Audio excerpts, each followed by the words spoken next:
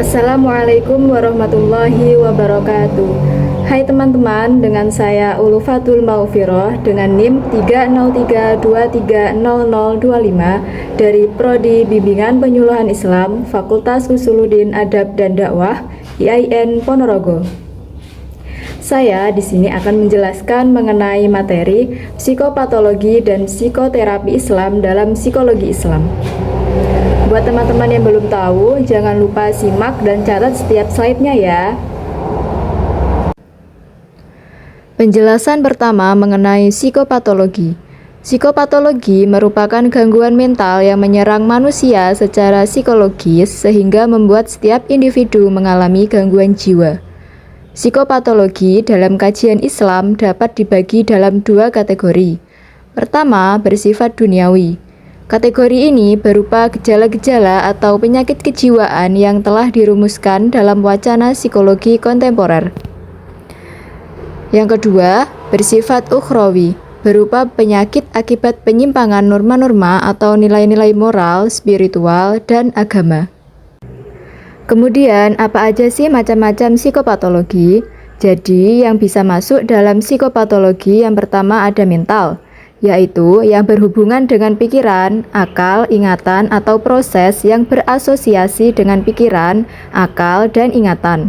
Dalam kategori ini adalah kondisi mudah lupa, malas berpikir, tidak mampu berkonsentrasi, tidak dapat mengambil keputusan dengan baik dan benar, bahkan tidak memiliki kemampuan membedakan antara halal dan haram, yang bermanfaat dan mudorot, serta yang hak dan yang batil. Kedua, spiritual, yaitu berhubungan dengan masalah ruh, semangat atau jiwa, religius yang berhubungan dengan agama, keimanan, dan menyangkut nilai-nilai transendental atau nilai-nilai ketuhanan sebagaimana diajarkan di dalam Islam. Yang termasuk dalam kategori ini misalnya syirik, nifak, fasik, kufur, lemah keyakinan, dan tertutup atau terhijabnya alam ruh, dan alam goib yang semuanya itu akibat dari kedurhakaan dan pengingkaran terhadap Allah. Yang ketiga ada moral dan akhlak.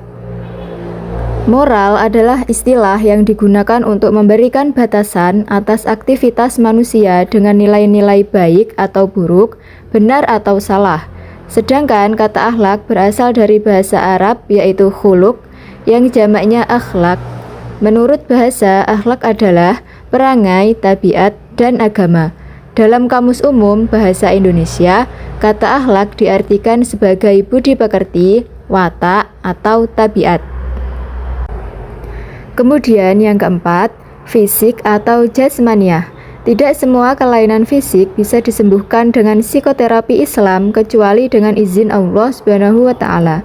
Misalnya, ada anak kecil yang sakit panas dibawa ke kiai untuk diberi minum.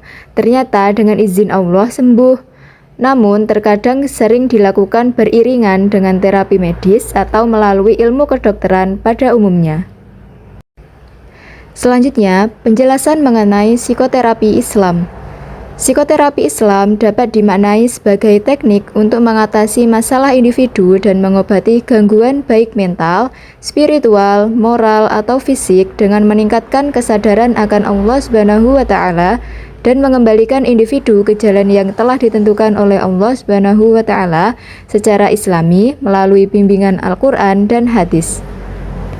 Psikoterapi Islam meliputi beberapa hal penting. Pertama, psikoterapi Islam merupakan psikoterapi yang berlandaskan Al-Quran dan hadis atau sunnah.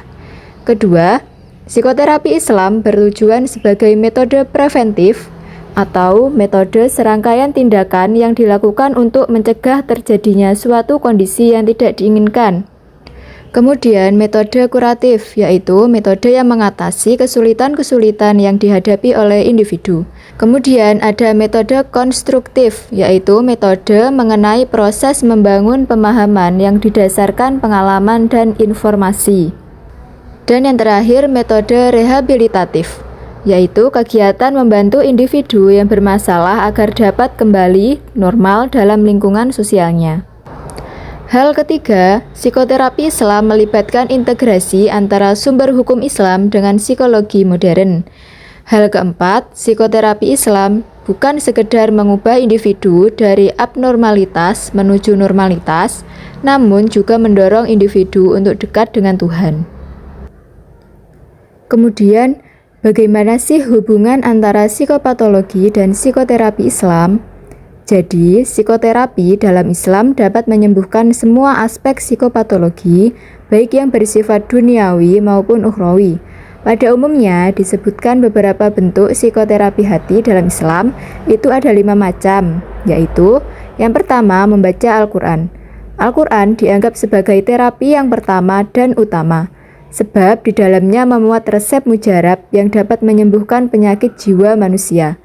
Tingkat kemujarabannya sangat tergantung seberapa jauh tingkat sugesti keimanan seseorang.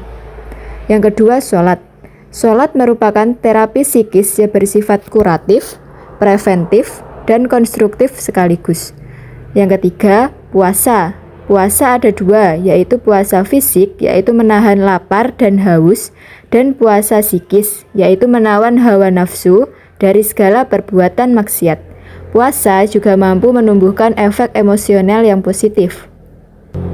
Yang keempat, ada zikir. Ada 2 makna yang terkandung dalam lafaz zikir menurut At-Tabatabai. Yang pertama, kegiatan psikologis yang memungkinkan seseorang memelihara makna sesuatu yang diyakini berdasarkan pengetahuannya atau ia berusaha hadir padanya. Yang kedua, hadirnya sesuatu pada hati dan ucapan seseorang. Zikir dapat mengembalikan kesadaran seseorang yang hilang sebab aktivitas zikir mendorong seseorang untuk mengingat, menyebut kembali hal-hal yang tersembunyi dalam hatinya. Zikir juga mampu mengingatkan seseorang bahwa yang membuat dan menyembuhkan penyakit hanyalah Allah semata. Sehingga zikir mampu memberi sugesti penyembuhannya. Yang terakhir atau yang kelima yaitu doa. Doa banyak didapat dalam setiap ibadah, baik dalam sholat, puasa, haji, maupun dalam aktivitas sehari-hari. Agar doa dapat diterima, maka diperlukan syarat-syarat khusus, di antaranya dengan membaca istighfar terlebih dahulu. Istighfar tidak hanya berarti memohon ampunan kepada Allah, tetapi lebih esensial lagi yaitu memiliki makna taubat. Nah, jadi gitu teman-teman, setiap ada masalah, jangan lupa sama Allah ya, selalu ingat dan terus beribadah kepadanya. Semoga kita semua terhindar dari segala jenis gangguan mental. Sekian dari saya, wassalamualaikum warahmatullahi wabarakatuh. Sampai jumpa lagi.